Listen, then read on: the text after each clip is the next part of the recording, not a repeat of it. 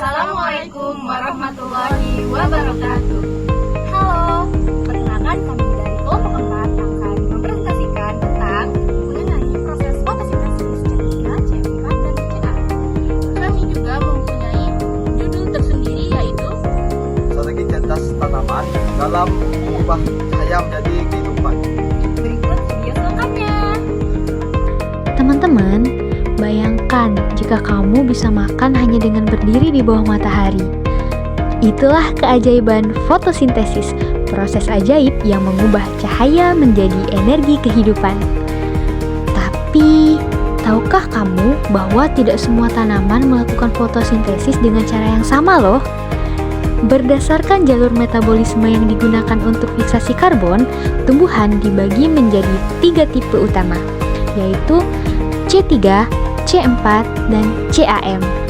Nah, kali ini kita akan menjelajahi 3 jalur fotosintesis utama. Masing-masing memiliki strategi unik untuk bertahan hidup di lingkungan yang berbeda. Penasaran kan? Jadi, tonton video ini sampai habis ya. Sebelum kita ke pembahasan utamanya, kita harus tahu dulu nih fotosintesis itu apa sih? Fotosintesis adalah proses biokimia yang digunakan tumbuhan untuk mengubah karbon dioksida, air, dan cahaya matahari menjadi glukosa dan oksigen.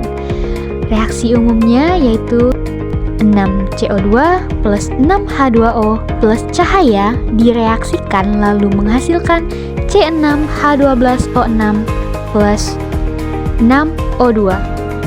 Eits, tapi jalurnya tidak selalu sama loh.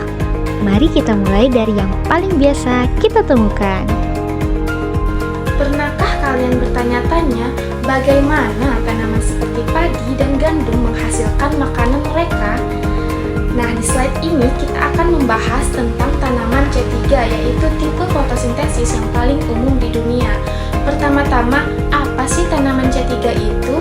Tanaman C3 merupakan kelompok tumbuhan yang menggunakan siklus Kelvin dalam fotosintesis, menghasilkan senyawa 3-fosfogliserat atau 3-PGA sebagai produk awal.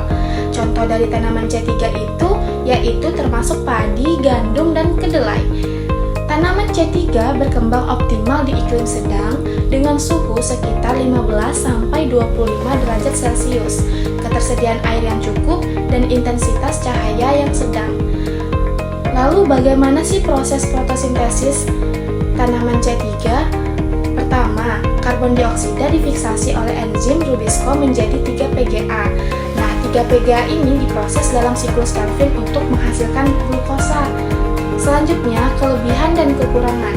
Kelebihan yang pertama, efisien dalam kondisi ideal dan proses fotosintesis yang sederhana. Kekurangannya, rentan terhadap fotorespirasi di suhu tinggi dan tidak tahan terhadap kekeringan. Tanaman C4 berbeda dari C3. Tanaman C4 memiliki sistem yang lebih kompleks dan efisien di lingkungan panas dan terang. Contohnya jagung, tebu, dan sorghum. Nama C4 berasal dari produk awal yaitu senyawa 4 karbon atau oksaloasetat. Lingkungan ideal daerah panas dan terang. Strategi unik berfotosintesis yaitu memisahkan fiksasi karbon dan siklus Kelvin secara ruang dengan memisahkan proses fiksasi karbon dan siklus Kelvin secara spasial atau ruang. Tanaman C4 berhasil meminimalkan fotorespirasi dan tetap efisien walau di bawah suhu tinggi dan cahaya intens. Namun, strategi ini memerlukan energi tambahan untuk memindahkan senyawa antar sel.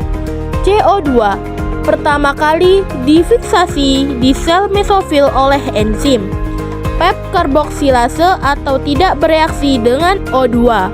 Senyawa 4 karbon dibawa ke sel bundel pembuluh, baru diubah menjadi CO2 dan masuk ke siklus Kelvin.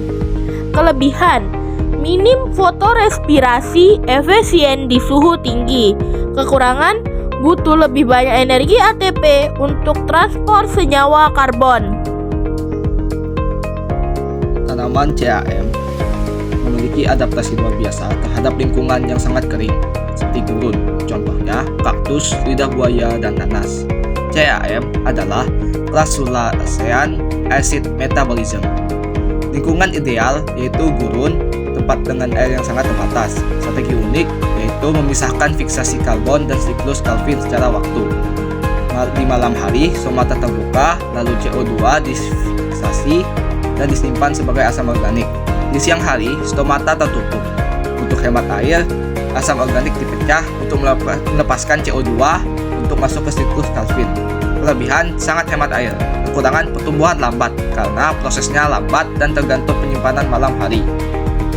Dengan memahami strategi fotosintesis ini, kita bisa mengembangkan pertanian yang lebih efisien, misalnya menciptakan tanaman pangan tahan panas di tengah perubahan iklim.